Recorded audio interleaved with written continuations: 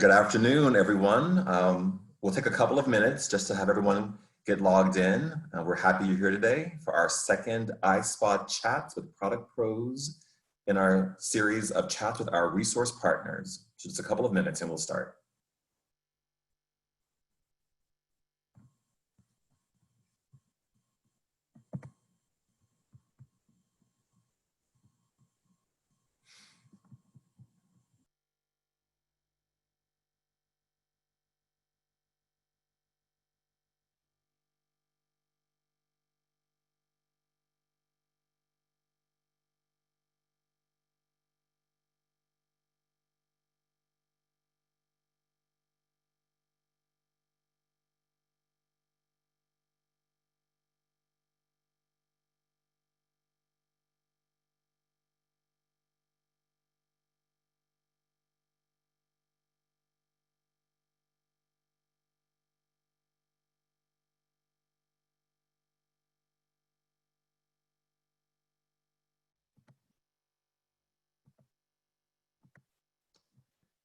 So good afternoon, good morning, wherever you're calling from today. Welcome to another edition of the ISPA Chats with Product Pro series. We're so glad you're here with us today as we explore innovative new products, adaptations, and reopening ideas from ISPA's resource partner community.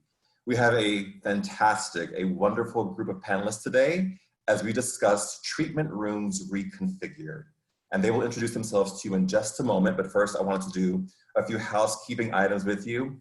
Please make sure that you mute your computer so we can hear the great feedback from our panelists today. Also, we love your questions and your feedback, so use the chat function within your screen to talk to us. We'll also take questions from Facebook Live. We have people there as well. Also, we do record these sessions, so in case you miss something or want to go back and hear something again, you can find us on YouTube and also on Facebook Live as well. Also, our speakers come from a diverse background, different businesses, they offer different products, different services, and we do that to give us a broad view of our industry. And so we want you to have a global eye of what's happening in our spa world today. So without further ado, we're going to start our conversation about treatment rooms reconfigured. So panelists, I'm going to go through and have you please introduce yourselves, give a brief description of what you do, your products that you offer, and we'll start from there. So I'm going to start with you, Noelle. Tell us about yourself. Thank you, Patrick, and thank you, ISPA, for hosting this Pro Series. Really appreciate being on this panel and being in a position to help serve our industry in an unprecedented time. So my name's Noelle Asmar. We have Noelle Asmar uniforms and now PPE for spa professionals and wellness facilities. We also have pedicurebowls.com, which is a portable line of pedicure bowls, manicure dishes, treatment dishes, quite stylish and functional. And yes, that's who we are. Thank you so much, Noelle. Kristen, tell us about what you do. Yes, hello. Thank you, Patrick, and thank you, ISPA members. It's exciting to be a part of this group. We are new to this group, to the ISPA group. I come from the background of the oldest and largest American-owned manufacturer of saunas and steam rooms. My background truly is in manufacturing. We have been manufacturing a product for our steam rooms for the last 7 years, which automatically sanitizes and sterilizes the very dirty environment of steam rooms. Of course, with the onset of COVID-19, we have transformed this technology so that it is now applicable to spa environments, treatment rooms, gym facilities, residential units. And so I've been enjoying traveling around, visiting spas, and really, helping people keep their rooms sanitized, sterilized, and they're actually not steam rooms, they're treatment rooms. So nice to meet you all, and I'm excited to answer questions and share a little more about our technology. Thank you so much and welcome to the family. Yes, thank you. We love that. Alex, we'd love to hear from you. Hi everyone, I'm Alex Theophanos. I am coming to you from Cyprus right now. I am working with Lemmy, who is a luxury equipment manufacturer based out of Italy. And I'm excited to share with you all of our latest innovations. Thank you so much for that. And Erica, love to hear from you today. How are you? I'm well, Patrick. Thanks so much, everyone. Thanks for including us on this panel today. I'm the Vice President of Sales for Living Earth Crafts. We are an equipment manufacturer. We manufacture treatment tables, manicure desks, pedicure chairs, and supplies and accessories. So happy to be here. Thank you so much. And Steve. Thank you very much, Patrick. Thank you very much, ISPA, for putting all of our crazy time thoughts here at ease with some good advice from everybody on this panel and more. I am the owner and founder of the Mansfield Robe Company, otherwise known as Mansfield International. We are a manufacturer of beautiful, as Patrick would know, bathrobes to the hotel and spa industry. We also carry spa wraps and other accessories, microfiber sheets, and take an enormous pride in making sure that we enhance the guest experience. We've turned to PPE products, just like Noel, to help satisfy some of the needs of our spas today. And I am very excited to be here today. So thank you for having me. Thank you so much. And I'm actually gonna keep you up, Steve, for the very first question.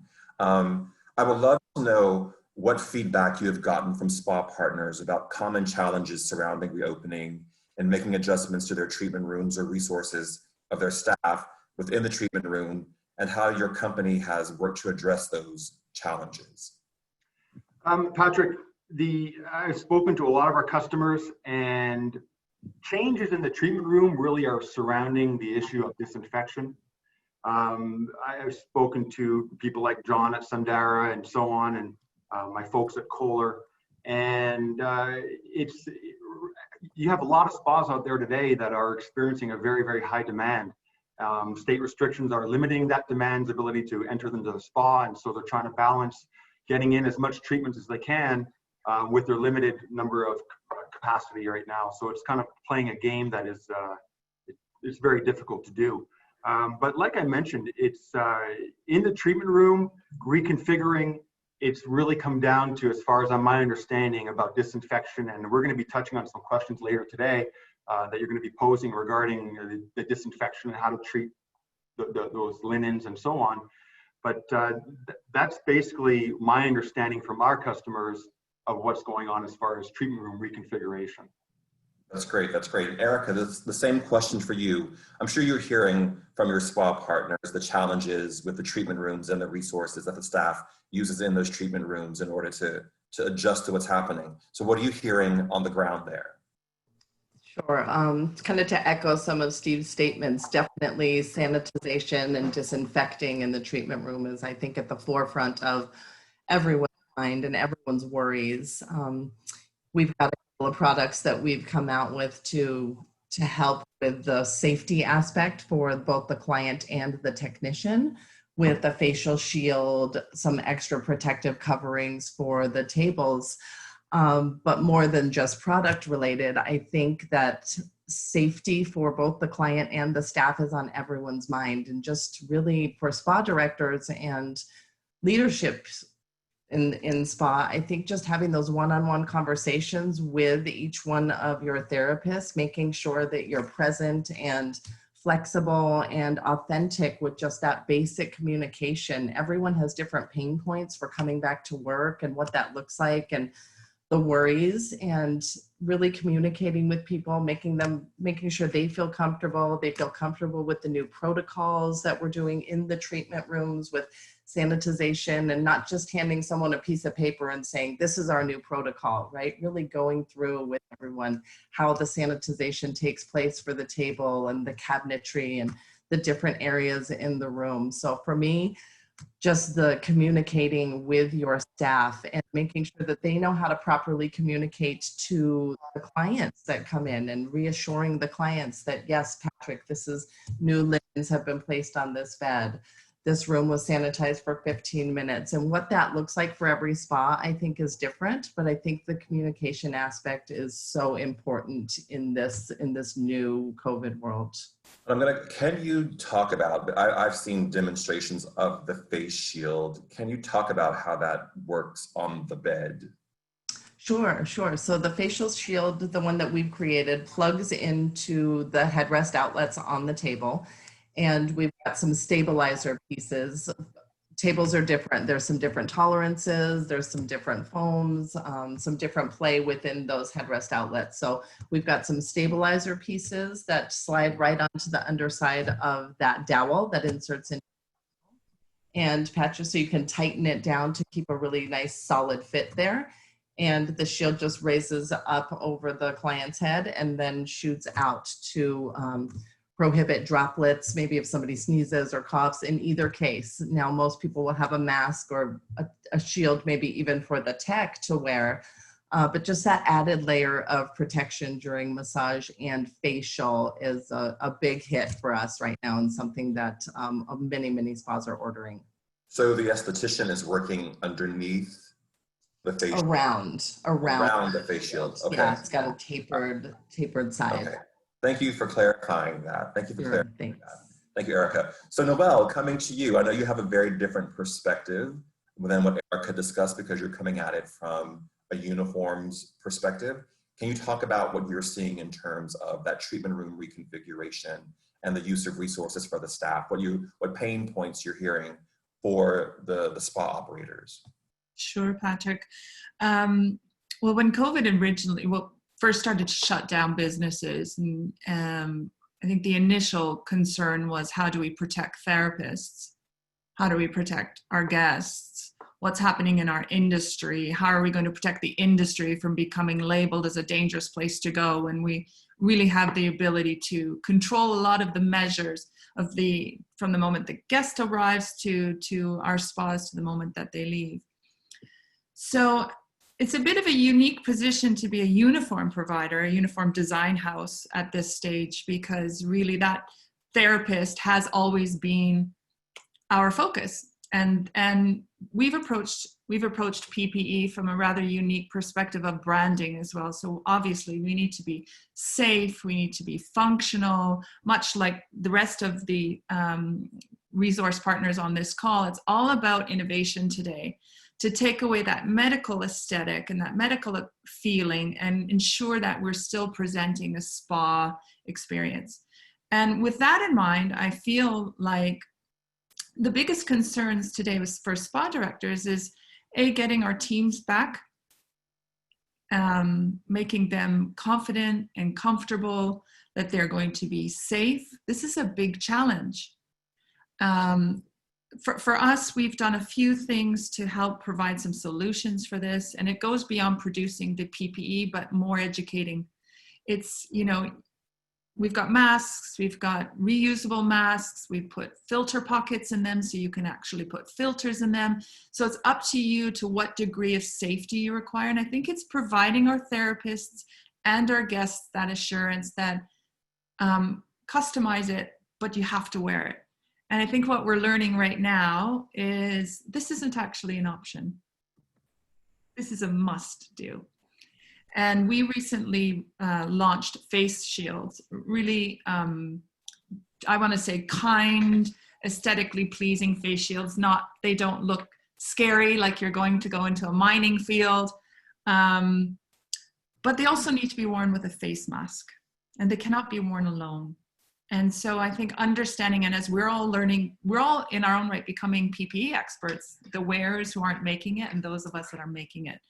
So educating, finding really clever ways to make these feel they are our only means of protecting each other and protecting ourselves. So, and I'm really glad, Noelle, that you clarified on the face shield having to be worn with the face mask in order to provide the proper protection for our estheticians and our guests. And it's very important that we say that. We do see in other town halls for the product pros and also our other town halls for reopening, that question comes up a lot. So I think we can't say it enough, that if you're providing the face shield, you also want to provide the face mask. So thank you for clarifying that. I do have a great comment from Caroline Rushworth, who thinks your face masks are extremely comfortable to wear during treatments, breathable, and exceptional fit. So I think we thank you for that as well. Thank you. Appreciate that. Kristen, coming to you, can you please clarify for us just again what Certified Clean Site does, just so we all understand exactly what you do and what your offer is, and then what you're seeing on the ground as you work with spa. You may have a fresh set of eyes, so you may have a different perspective. Thank you. Yes.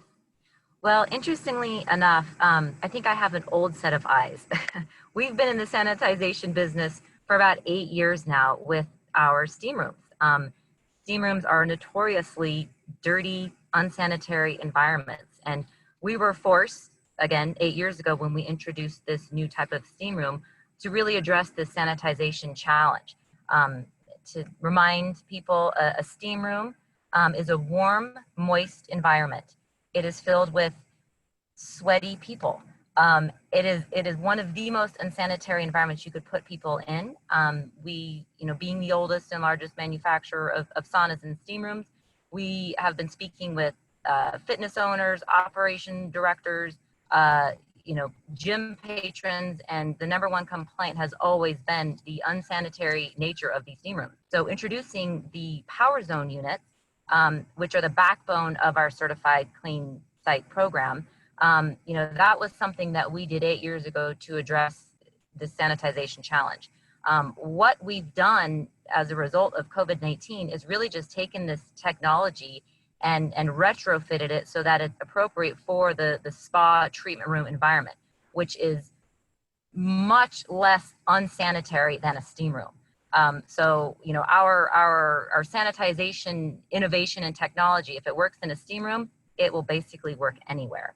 The Certified Clean Site program, really what that is designed to do is to actually communicate, to provide digital and print material communication tools so that the spa owners, the operators, they can communicate with their patrons that they are using this technology, that they are a certified clean site.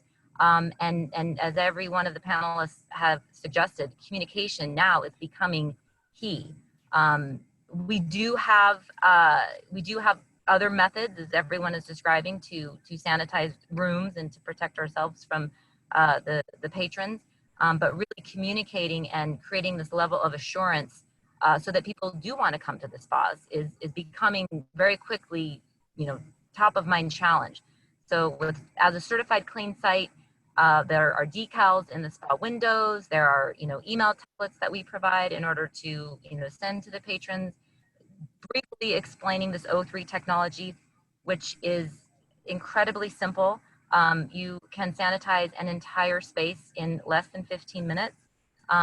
Our technology, it's actually not our technology. It was patented by Nikola Tesla in the late 1800s. So it's been around for over 100 years. There are dozens of scientific studies proving this technology.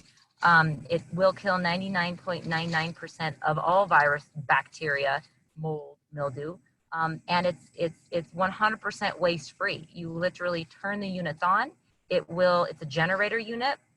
It will convert the O2 molecules that are in the air, regular oxygen, converts them into O3 molecules, which is a very unstable molecule, which will attack any organic molecule, including COVID-19, and immediately break apart that molecule. So it becomes inactivated and it is essentially killed. I have a question for you. In terms of, you say that the process takes 15 minutes. What is the ideal room size for that 15 minutes? Or does that go up as room size increases? It does, yes. So the units, we have about a half a dozen different unit sizes. We've developed one particular unit. It's called our Power Zone 100. Typical room size would be a 10 by 10 room, which is what we're seeing is a pretty average treatment room. Depending on the time that is allowed for sanitization, the Power Zone 100 can clean up to an hour, take up to an hour to disinfect the room if it's a little larger room, taller ceilings. We have larger units that can be replaced. Rather than the 100, you could bump up to the 400 and it would take less time. It's really just a matter of the size of the generator. The recommendation that we've been making, which has been working beautifully in these treatment rooms, anywhere the air can penetrate, it will disinfect. So it will disinfect your sheets, your pillows. If you open your cupboards, your drawers, it will disinfect everything inside.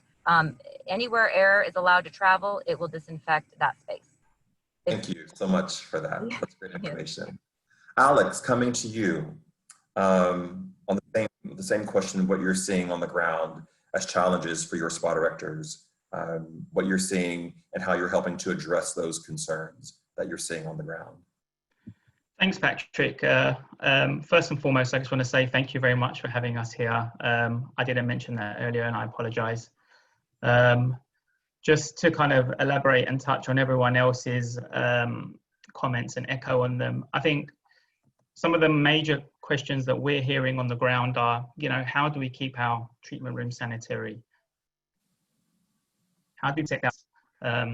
How do I ensure a safe environment for the guest and operator during service?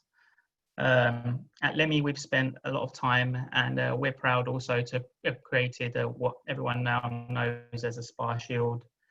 Our shield in particular is designed with a specific curved nature to redirect droplets away should a guest or operator cough in the specific direction upwards in between treatment. Specifically, I think it was born out of a necessity for services, for facial services, because that was one of the #1 concerns that we used to hear was, how are we going to perform facials and get close to the guest without risking our estheticians? So the truth is I spent a lot of time with our R&D department. We worked extremely hard to kind of look at a solution, and basically the Spa Shield was born. Let's say it was born out of feedback from the industry. Now, also what we're hearing is, how do we sanitize our equipment? Something that's very unique to Lemmy, which we're quite proud of, is actually our upholstery. A lot of things have been spoken about, medical grade upholstery. What is that? When it comes to Lemmy, we actually have a specific additive called Biocode, which basically is embedded into the upholstery to act as an antimicrobial. That additive, Biocoat, I should say, actually not code, that additive really works naturally. So basically, if any droplet or anything that goes onto the upholstery touches its surface, it will actually neutralize it within a matter of minutes. Now, the reality is in most equipment, and we can all attest to this, is that our tables are usually covered. However, it's that added layer of protection. So you have the confidence. We're not saying that you shouldn't sanitize the equipment at all, because we recommend that. But with our equipment, we also have that added feature. That's great. And I'm going to ask you to put on your prognostication hat and look into the future. Do you see this face shield becoming a standard equipment accessory in the treatment room, or is it going to be of just this time that we're in? What are you seeing there? Well, right now, to be honest, we're seeing a significant amount of demand for it. The reality is that if you ask me the question, and we can all attest to this, we would all prefer not to have this on the table because it gets in the way between services. However, with what we've experienced, none of us could ever really foresee what would happen and what would happen to us. So for now, I think it's something that's definitely here to stay. We're proud of the innovation that we've created and the fact that we found a solution to assist the industry to get back to where it needs to be. And really, the answer is we'll see. But yeah. I think what you said is really important too for these conversations, because none of us saw this coming. And now I think part of what we have to do is reimagine, rethink re-understand what the industry is and how we operate in it effectively for concerns of our employees and our staffs and our associates, and also from the guest perspective. So I think your response is right on there. Thank you for that. Thank you. Stephen, I'm going to come to you about fabric. I know we've had lots of conversations and questions on our website, on the ISPA website, about fabric, about how to sanitize, how to care for it, how to clean for it. So what advice would you give spas looking to purchase new linens, towels, or robes for their spa? Are there certain features or types of fabrics that should be considered? It's a great question, Patrick, because in this crazy uncertain time when everybody's learning about what to do, hence Alex's answer to his question, what's going to happen in the future, what's going to happen now, I personally think people need to take a little bit of a step back and look at things without panic. And when you look at what the industry's laundering guidelines have always been, that I've known them to be, they're disinfectant. They kill viruses, they kill all kinds of pathogens before the coronavirus. Now, I've learned through doing a little research for this conversation that the coronavirus actually is not that difficult to kill. Simple soap and water, hot water can kill a coronavirus, although in the hospitality industry, we use much stronger detergents and much hotter water. So when you talk about somebody looking to purchase new linens and robes, I don't think they need to divert their attention away from the one thing that we encourage, which is enhancing the guest experience with those products.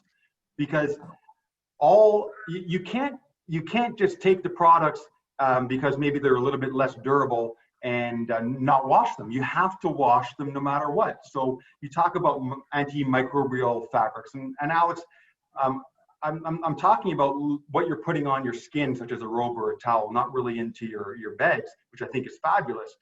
But you know, there's a lot of people out there pushing antimicrobial, which what is it going to do? You still have to go and launder those linens no matter what they are.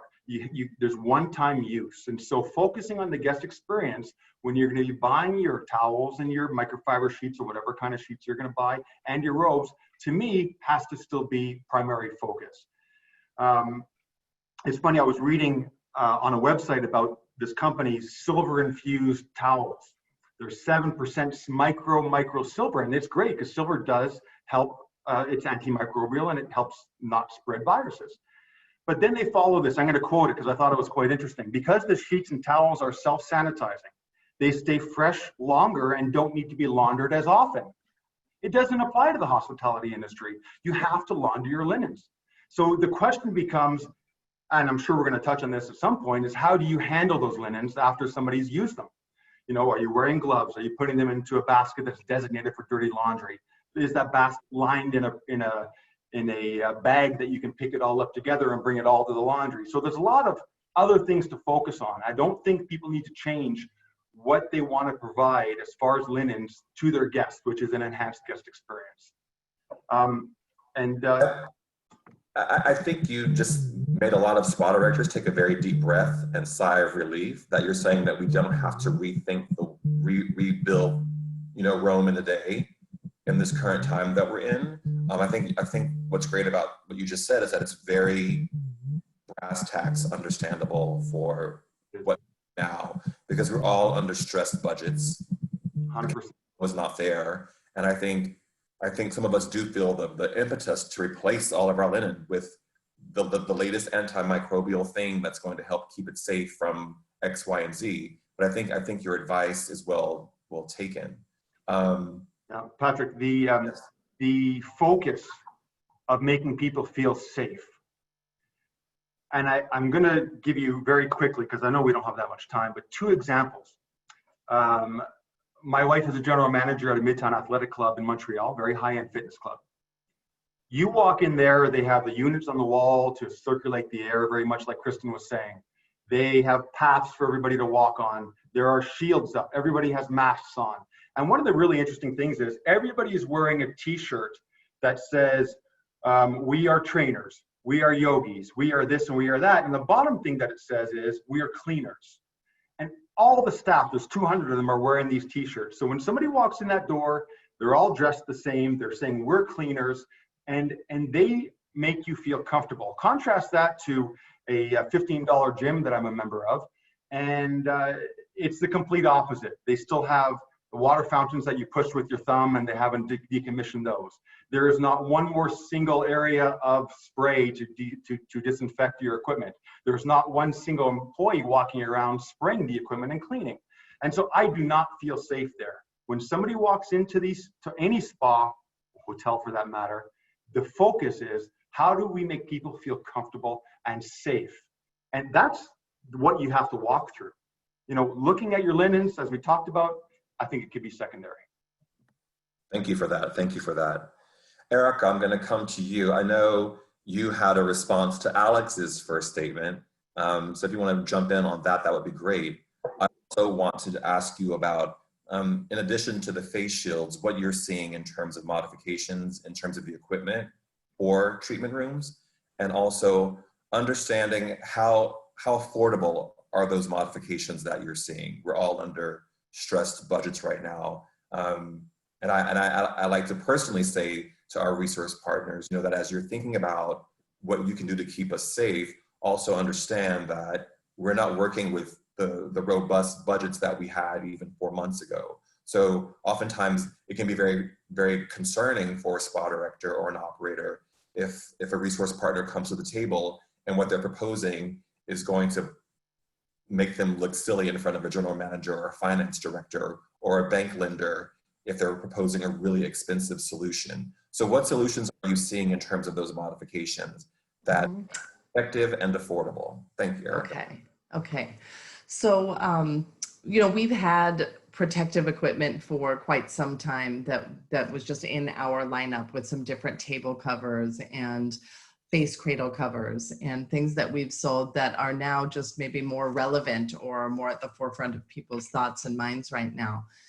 We've got some table covers that are specific for salon top tables that tilt with the back and tilt with the leg, and they're fitted so they hug that table. They've got some extra pockets sewn into the side, so they're really going to hug that frame and cover the complete tabletop of an already existing table. We've got two versions, our standard version, which is quite affordable. It's just around $100. And then we have an upgraded antimicrobial version as well. But like Alex pointed out, there'll be sheets right on the table. So some people, it's not a one size fit all. Some spas will want that additional protection with that antimicrobial upholstery. And some people will know we're going to disinfect and sanitize this anyway. So we've got the table covers. They're designed to cover the table warmers and the fleece pads. These are bigger, bulkier items. You obviously cannot launder a table warmer. You spot treat clean that, but you can launder a fleece pad, but I don't know that anyone's really wanting to go launder big fluffy fleece pads after every treatment. So covering that with an upholstered cover is a great solution there. Along with the face cradle covers that we've always had, we have a new silicone cover. It's quite affordable, under $10. It's even dishwasher safe. It can be cleaned with really, really astringent cleaners. Right, it goes right onto the face cradle and can be covered with a flannel or an or a flannel or another microfiber sheet or just whatever you typically use there. I think it's just a reset of looking at what we do in the treatment room, for looking at how we dress the table, how we clean the table. And it's a good thing, in my opinion, that we all take that step back and look and say, okay, we were turning the spa room in 5 minutes. Was that really enough time to clean everything and make sure that the next guest coming in had the table prepped like it's a brand new table, like the spa just opened for the day? So along with the table covers, we've got some stool covers and bolster covers. And again, one size doesn't fit all. For some folks that say, I'm sitting on the stool and I'm clothed and there's no need for me to get an extra cover for my stool. And other spas will absolutely want to cover for every single stool. So we've just we've got something for everyone: bolster covers and stool covers, hand sanitizer. Just a call to support the different levels of where people are thinking and how much they really want to protect all of the items in the room. That's great. Did And that answer both parts? Oh, I did. you did. Mention for Alex's comment that, yeah, the shield right now, right, is really popular and it's at the forefront of our mind and people are thinking about that. And I don't see it going away anytime soon. Maybe not every client uses that shield. Maybe not every therapist likes to use that shield. But I do think, especially maybe in some of the elder communities, I know my mom is over 60, and I think that anytime that she will go to a spa, she will want some type of an extra protective barrier. Maybe some at-risk folks might feel like, bring it on, bring it all on. Whatever you can provide me, I'm ready to use it. That's what I think Alex. I think that's interesting that I never thought about it this way until you said it, but that right now we're sort of looking at not a one-size-fit-all approach to this, but we're making decisions in the general right now because we're sort of responding. But I think as we become more sophisticated in our approach, it may be that we adapt in that expanded time between treatments. How are we cleaning the room? What are we bringing into that guest to have the proper experience that makes them feel comfortable? So I think Steve also alluded to that in a different kind of way, but it's interesting that that's a theme that's kind of emerging here. So thank you for sharing that. Alex, the same question for you, because you're on the product side in the same way, what you're seeing in terms of that equipment, the modifications that you're seeing that we can use to our advantage right now. So, I mean, to touch on a little bit on the budget sensitive side first and foremost, I feel some of the important things that we can all do, I think, and I heard a few of the other panelists mention this, I think communicate is a really big part of it. As a vendor, we are approachable. We do want to hear from our clients. We want transparency, especially at this time, because we're in this together. So when it comes to your needs, if there is, say, a budgetary issue, from my perspective anyway, I'd love to hear it because we're willing to work with anyone that wants to work with us. Now, above and beyond that, as a company, we've put together something which is known as the Sani Spa Toolkit, which is basically a step-by-step guideline of how to sanitize the treatment room specifically for our products, but then can also be applied to any other pieces of equipment as well. I mean, it's a very simple 4-step process, which includes sanitizing the table with our upholstery as it becomes standard with our medical grade upholstery. Steve touched on this as well. Hot soapy water is actually a great product to use. You can actually use it, doesn't cost anything, and it works perfectly on our equipment. In fact, it's far better for the equipment than, say, some of the high-grade alcohol-based products, because those actually dry out the upholstery and over a period of time cause flaking, which I'm sure a lot of our spa directors have seen on their tables. Now, above and beyond that, a layer of protection, which Erica touched on, is also great. We have a polyurethane-lined cover that goes over the entire table that's completely non-porous. Oils don't penetrate that.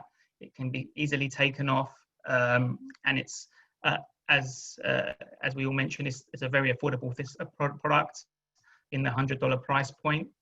And then the other item is obviously the face shield, which is slightly more costly. But then again, at Lemmy, we did invest significantly in making sure that the price point was at a attractive price, because we wanted to make it accessible to everyone. And then finally, the only other tip that I have is I encourage our spa directors to maybe look outside the box, beyond the spa for resources, especially on the resort side. There are other departments that may be willing to support you right now. So, and that might not cost anything. So those are the types of matters that I encourage.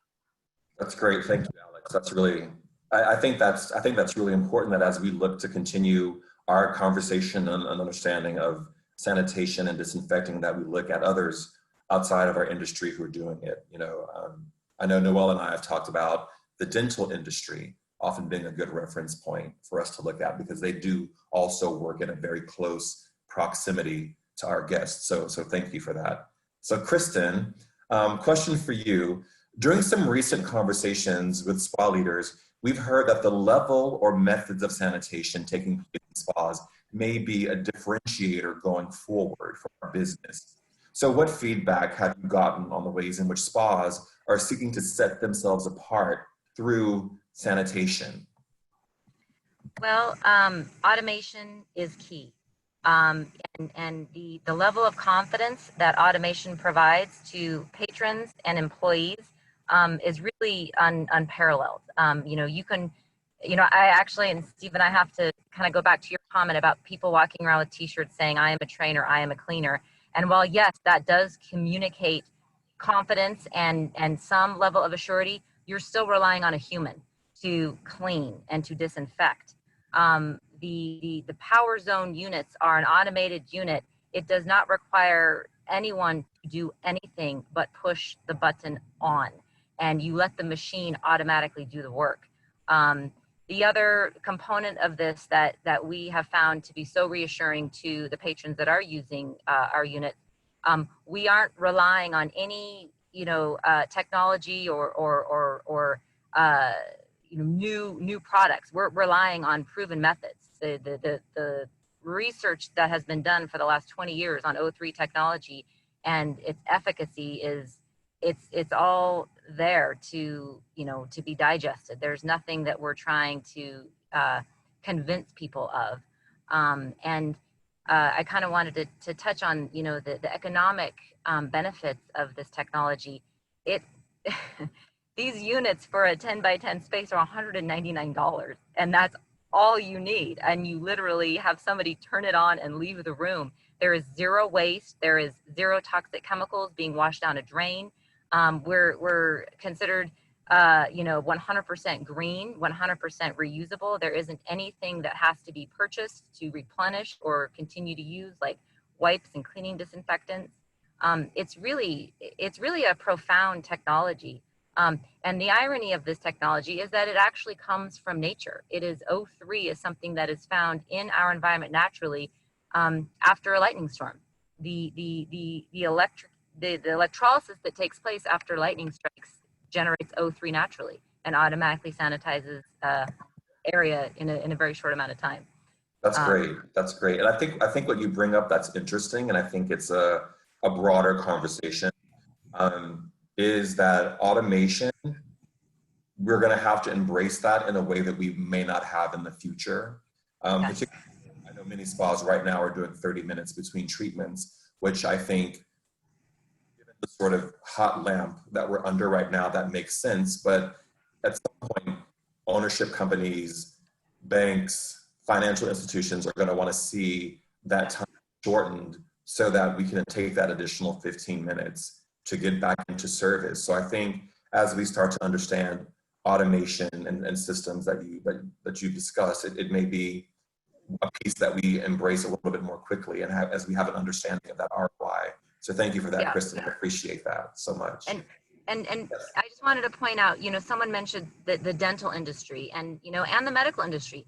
They use automation in almost everything that they do. The spa industry really is working towards that as well. It's essentially a medical treatment. So, we should be held to the same type of automation that these other medical industries are using. And yes, there is the PPE that's required as well, but I don't think there's any way to get around it. This is the future. Yes. And I think, I think that's going to be an interesting balance between how do we maintain the feeling of being a spa and being that really sort of therapeutic, nurturing environment versus the medical field. I think we're going to always have that tension, and how do we strike the balance between the two. But thank you for that. I really appreciate that, Kristen. Noelle, I want to come to you. I think it sort of ties in nicely to what we're discussing. What guidance can you share with us regarding how frequently we should be changing our masks in our spas? I think that's a big question that comes up now that we're in operation. Any other tips that you've had around maintaining those masks that you could share? And I'll throw a third question in for you.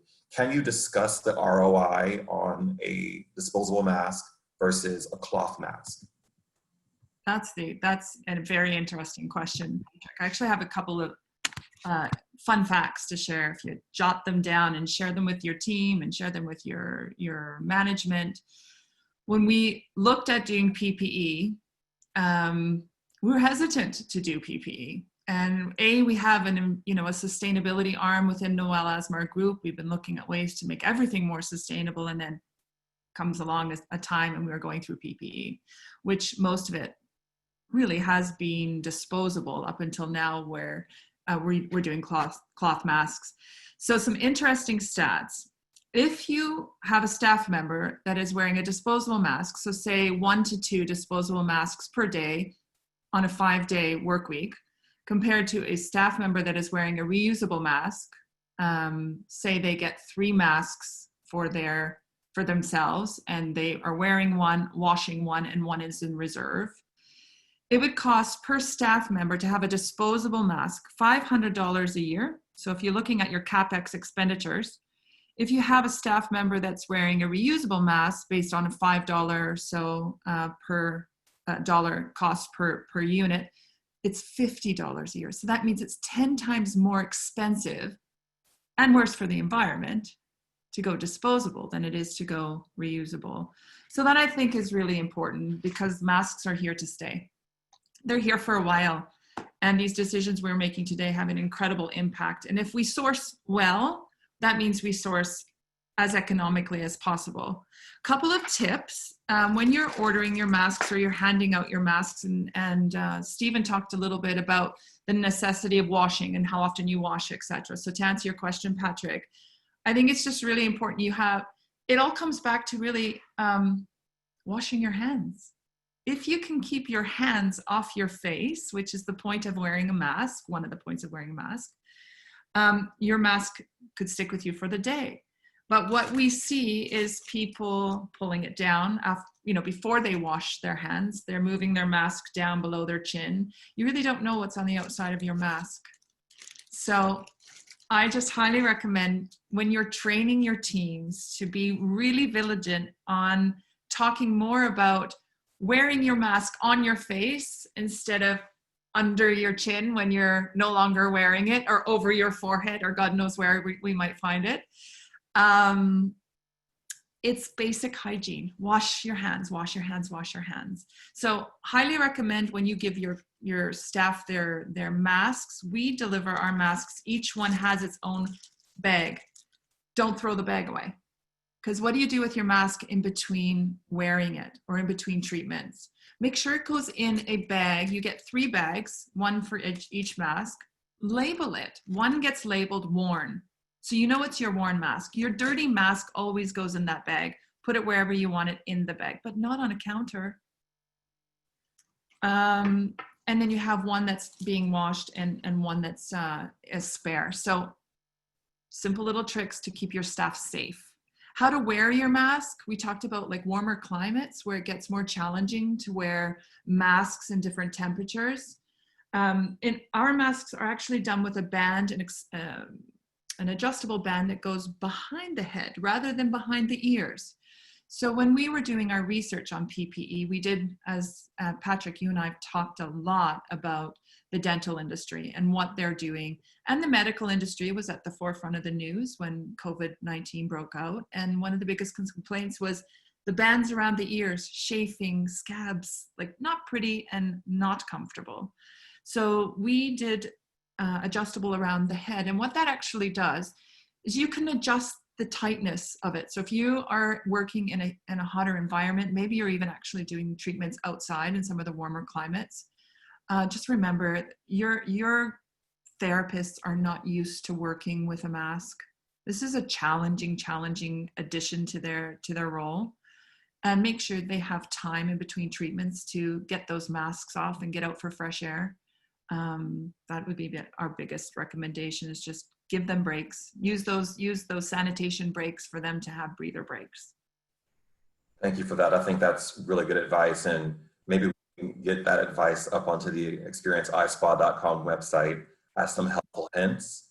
I'm sure people are going to want to take down those financial notes that you mentioned as well. We have a little infographic and we have a cute little video you can share with your team on how to safely wear, put on and remove the masks. If you need any resources, we'll post that at the end. Thank you. I think to your point, I think we all have to remember, you know, our therapists are coming back, our receptionists are coming back, and they've never worn before. I know. And when I lived in Asia, it was very common to see people in masks, so the tolerance was much higher than I think what we have here in this particular hemisphere. So I think we have to remember that and help bring people through the process of getting used to this new component of their uniform, essentially. Can I mention one more thing I think would be helpful for spa directors on this call? Is it might be one of your greatest challenges with your team. You know, the resistance to wear them or the discomfort of wearing a mask. There's no one perfect mask. Imagine all our face shapes and head shapes, etc. One mask could be suited for like 500 people have to wear that same mask. So give them little tips and tricks. I've been thinking, you know, when I have a spa director that calls and it's like, oh, I've got, 5 out of 15 people don't want to wear their mask. I say, well, think of it as think of it as fashion. Think of it as a garment. How often do you get into any garment that fits 100% correct? So adjust it, tweak it. I had somebody that had, a larger circumference from nose to chin. I said, well, the woven Okotex fabric that we have, it's got 2 layers in it. If you need to remove one, it doesn't make it unsafe. We still have a proper fabric so adjust it. Adjust your bands, look for ways to personalize it. It's like wearing undergarments, if you think about it. It's on your skin. And choose your fabrics well. Make sure the fabrics that you're buying your masks, make sure they are not filled with harmful chemicals.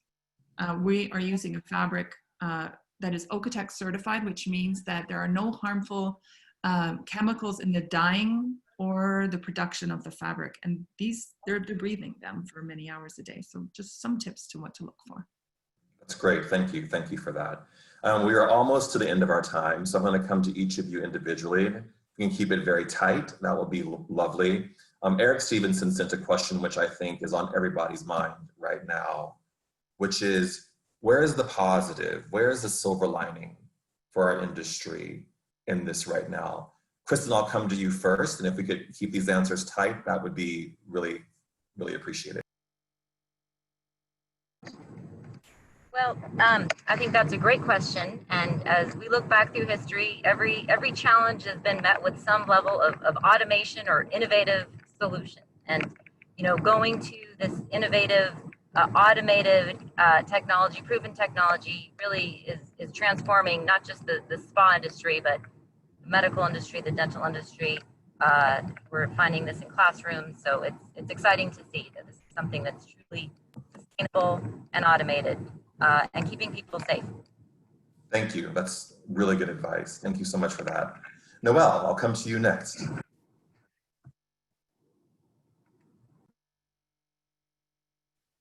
Thank you, Patrick. Outside of product and innovation, I think this period really highlighted the need for our industry to become more e-commerce savvy, more e-commerce friendly. If we shut down, we need ways to ensure we have revenues.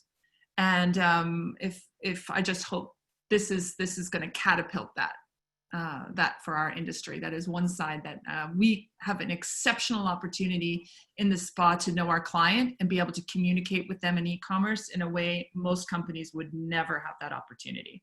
So absolutely, that's exciting. I love that. Alex, your silver lining positive thoughts for our industry right now. Just to touch on what Kristen said as well, I think one of the first, there's a couple of silver linings that I see. The first is obviously the innovation that's come out of this industry, especially to support everyone through this challenging time. I think it's been awesome to see that. I think a lot of these innovations are actually have been much needed for some time. I think it's helped us develop and move forward and achieve a higher level when we come out of this. I think the other part of it really that I think is really positive is, from my personal perspective, and I think most other vendors can attest to this as well, is just to highlight the unity of the industry. from spa directors to vendors, we're all communicating better than ever. I'm speaking to people that I never used to speak to. So for me, I'm excited, and I feel like the channels of communication have opened up significantly.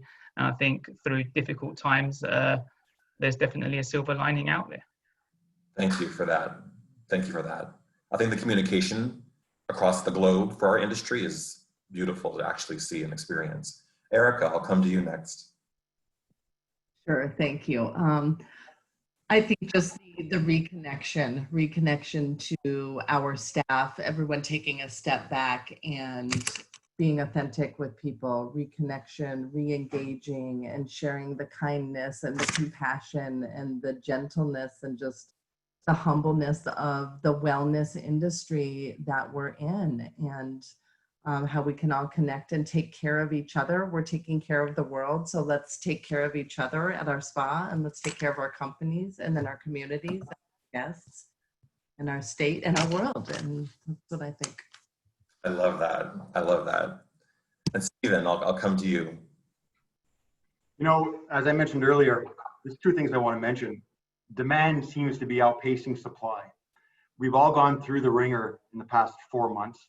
And the fact that people are itching to get back to their spas is refreshing, it's exciting, and that's very comforting. And number two is flus, colds, all kinds of pathogens existed before COVID. And our new standards that we're learning, that we're creating, it's going to help keep us safe more than just from COVID. We're going to be healthier moving forward. That's a great, we're going to learn so much from this about fortitude and health and safety and sanitation. So I think that's a great benefit. I want to thank so much our panelists for their time and their wisdom and their generosity, their humble generosity, as Erica mentioned. I want to thank you, our attendees on Facebook Live, here on Zoom, and those who will watch later, for your time today and for your questions and your participation and your faith in us to keep providing you information on how to keep you and your associates and your guests safe. We'll have another chat next week at 2 p.m. on July 21st. You can register at experienceispa.com for those chats and our town halls. And I want to thank you again and have a wonderful, beautiful day. Thanks very much, Patrick. Thank you very much, Patrick. Thanks, ISPA. Bye, Thanks, everybody. everyone. Thank you, ISPA. Thanks, Patrick. Bye.